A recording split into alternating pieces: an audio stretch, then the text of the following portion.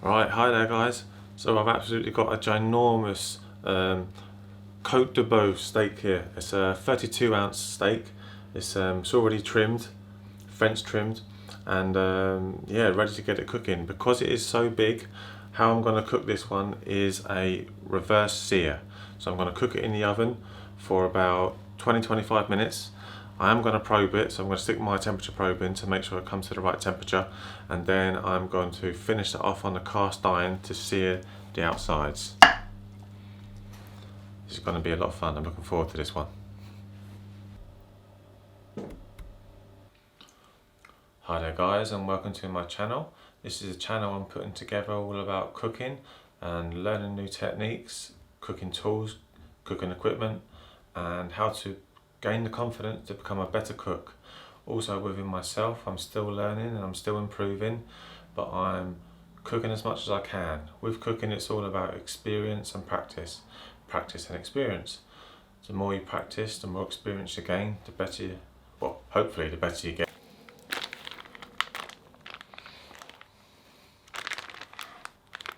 Okay, I've got the oven on, that's getting up to temperature. Before I put this steak in the oven, I'm going to let it sit for another 15 minutes and I'm going to salt and pepper it. I've got my temperature probe here, so this is what I will be putting in it. Well, once it goes in the oven, I'm going to leave it in there for 20 minutes, 25 minutes, we'll see how it goes. And I'm going to bring it out and then we're going to stick this in the thickest part, in this part here into the middle, and we'll see what temperature. I'm looking for medium rare, so it's going to be around 140 degrees Fahrenheit. So once it gets to that temperature, I'll take it out of the oven and we're going to stick it on the cast iron to sear the outsides. But right now, a bit of salt and pepper. So I'm using the sea salt for salt. Okay guys, so I just got my baking tray here. What I'm going to do is I'm going to put my steak onto the baking tray now. I'm going to add a small bit of oil. Need to be too much of it, just to help prevent the steak from sticking to the tray. Now the reason I'm going to cook this steak first of all on a tray rather than my cast iron frying pan is because I want to finish off the steak on the cast iron frying pan, so I want to sear the steak. And if I use the cast iron frying pan in the oven now, then that's going to come out of the oven at the same temperature that the steak is at, and I don't want that. I want to shock the steak, so I want to shock the outside of the steak by searing it on a very, very, very high temperature on the cast iron, which is the searing process. So that's why I'm going to cook it on the tray and then transfer it to an extremely hot cast iron to finish off.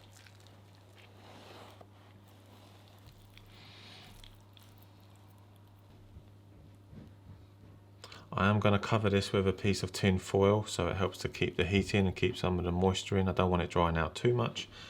Right, just covering the meat with a piece of tin foil.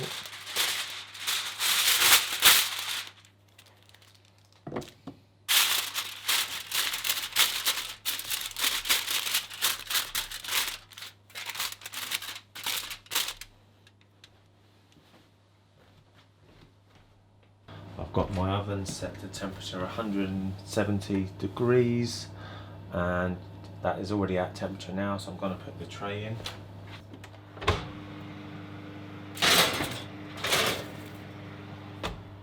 I'm going to leave that now until about 4 o'clock on this timer here. So when that timer gets to about 4 o'clock, well, when it does get to 4 o'clock, we will take the steak out and stick the temperature probe in to see what internal temperature we are currently at. So literally just going to cut it in half like that. We'll keep that piece to add some flavour to our steak when it goes in the searing pan, and this bit I just want to cut up some of this, just smash up some garlic to have a little bit of a garlic paste to put on the side of the plate. Alright, it's now 4 o'clock. That steak has been in there now for 20 minutes. So I'm going to take that out and get a internal temperature.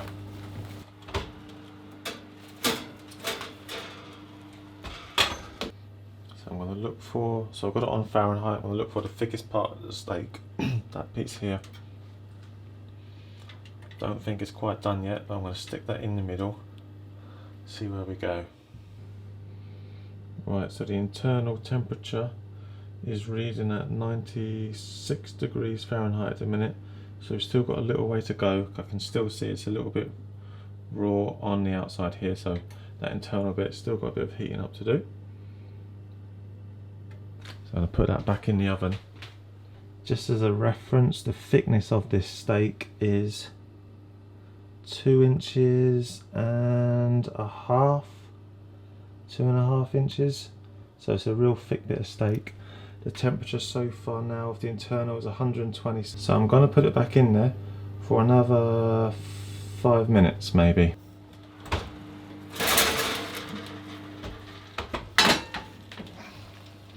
I think we're probably going to be at temperature now. I'll put that probe back into the middle. So we're at 140, 142. Right, so my internal temperature is 150. Right, so I'm just finishing off warming up the cast iron pan. That was already preheating, so that will only take a couple of minutes. Okay, so if you're not too sure how to tell when your cast iron pan is hot enough for you to put the steak on, this is how you tell. Get some water, flick it on, and if it beads up, then you're hot enough.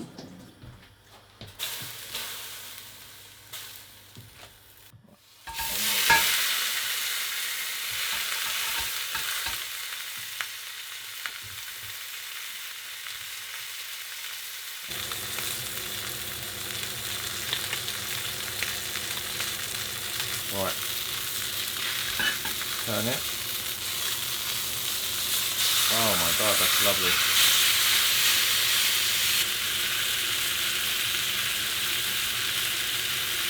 The steak is so big, it's almost too big for my frying pan. Okay guys, here it is now after 10 minutes of resting. Absolutely looking. Oh, this searing on the outside is absolutely beautiful. So you can hear the crispness of this steak on the outside. Absolutely cooked wonder, and the juices coming out of it is absolutely juicing. So juicy, it looks like it's cooked perfectly.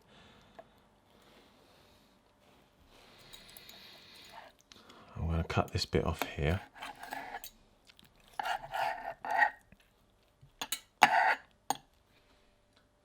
So let's see how it looks on the inside now.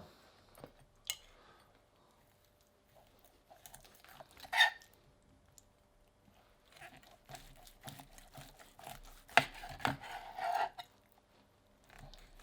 can see the juices coming, just pouring out of it.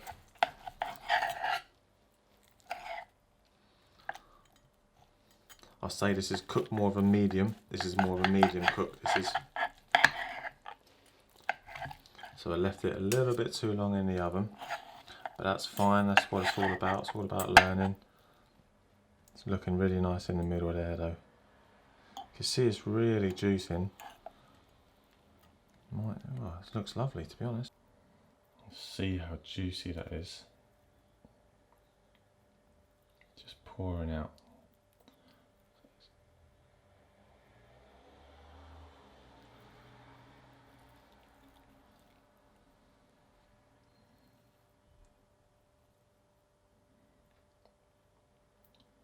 As juicy as anything. Okay guys, now it's time for the important taste test. See how it tastes.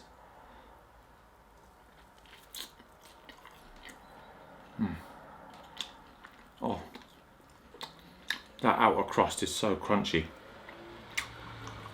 and juicy in the middle as well. Oh, it's beautiful. Wow. It's definitely on the more medium side. If I was to do it again, I would cook it a little bit less in the oven. But it's still very good, don't get me wrong, it's still very good. Just to be a little bit softer, a little bit tender, I would have cooked it to 130 degrees in the oven and stopped at that point. But that is...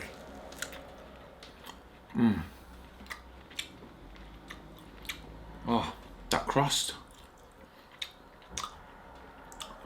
God.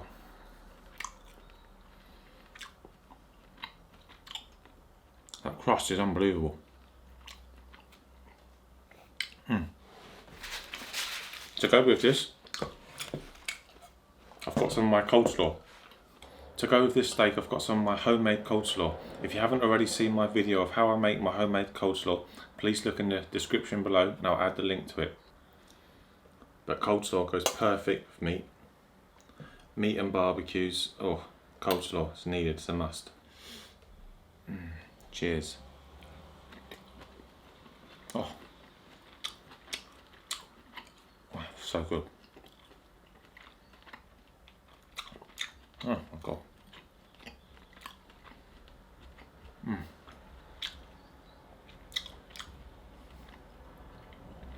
It's beautiful. There's a nice bit of steak.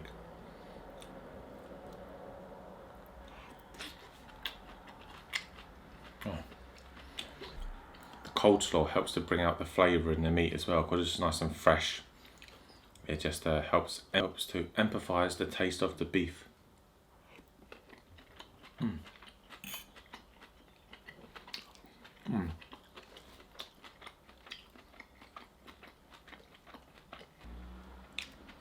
So juicy, delicious. Okay guys, thank you for watching my video. I hope you've enjoyed watching it. I hope you've learnt a little bit something along the way. I have as well learnt something. What I have learnt is not to leave it in the oven. So when doing a reverse sear steak, especially at this size thickness, don't leave it in the oven for too long. Take it out of the oven at 130 degrees Fahrenheit. Mine was in there at 150 degrees Fahrenheit, so quite a bit over. I was aiming for 140, but it ended up being 150.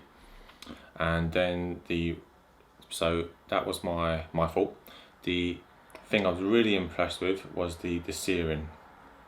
You must get your cast iron or whatever frying pan you're using as hot as you can.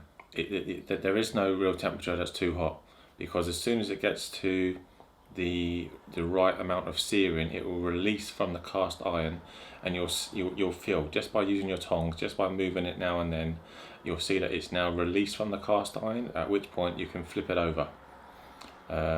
Yes, I am very impressed with this steak. I am impressed with the flavour. The coleslaw brings out the flavour in the beef even more so. It cleans the palate to bring out the flavour in the next bite. It's a great combination, which I'm sure if you've had meat and coleslaw before, you already know. In my next video, I will be cooking a T-bone steak. I will cook that directly in a pan, so searing it on both sides, and see how that turns out. Maybe I'll have some more coleslaw as well. See you in the next one.